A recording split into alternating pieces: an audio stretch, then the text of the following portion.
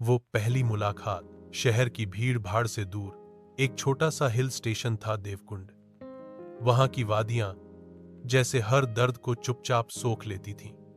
वहीं मिला था आजाद, बिल्कुल अजनबी पर जाने पहचाने से लगने वाले उस चेहरे के साथ। दानिश वहां अकेले आया था, दिल टूटा हुआ था और दुनिया से दूर जाने की चाह में वो किताबों में खोया बैठा था। एक पुराने कैफे के कोने में जब पहली बार उसने देखा आजाद को, सफेद शर्ट, बिखरे बाल और आंखों में कुछ छिपा हुआ सन्नाटा। यह सीट फ्री है? हाँ, दानिश ने बिना देखे कहा। आजाद बैठ गया। फिर धीरे धीरे बातों का सिलसिला शुरू हुआ। मौसम, किताबें, पसंद, नापसंद, और दोनों को लगा जैसे उन्हें एक दूसरे से मिलना ही था। कुछ दिन की दोस्ती, फिर हौसी के लम्हे, फिर लंबी वॉक और फिर मोहब्बत। प्यार हो गया था, लेकिन किसी ने कहा नहीं। एक बार बारिश में भीगते हुए आजाद ने कहा, अगर कोई तुम्हें रोते देखे तो क्या करेगा?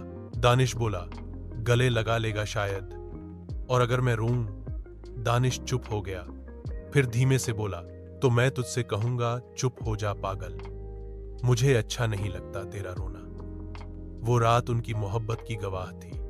उनके बीच कुछ भी रिश्ते जैसा नहीं था, लेकिन सब कुछ रूह जैसा था। एक राज जो सब तोड़ गया। लेकिन मोहब्बत हमेशा आसान नहीं होती। एक दिन दानिश ने देखा आजाद किसी अजनबी से मिल रहा है, छुपकर बात कर रहा था, फोन छुपाता था।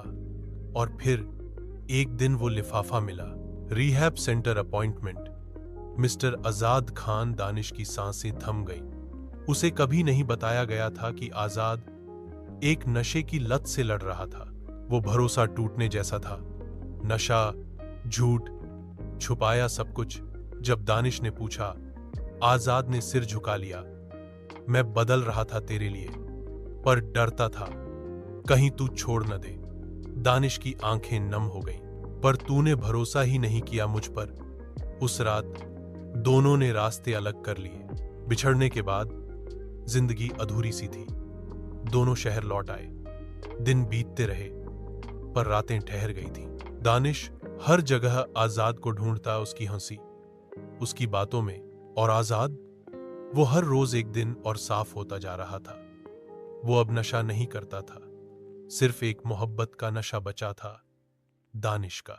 फिर एक मोड़, जहां वक्त भी रो पड़ा। 1 साल बाद दानिश एक सेमिनार में गया, जहां युवा नशा मुक्ति पर बात कर रहे थे। स्टेज पर एक शख्स आया, आजाद। मैं टूट चुका था, बिखर चुका था, पर मुझे किसी की मोहब्बत ने दोबारा जोड़ दिया। वो आज यहां नहीं है, पर हर सांस में है। दानिश की आंखें भर आईं। आजाद ने स्टेज से नीचे उतरते हुए दानिश को देखा। वो वहीं खड़ा था, आंखों में आंसू लिए।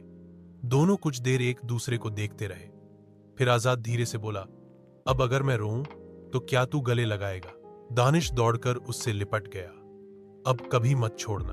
अंत तू था तो सब कुछ था।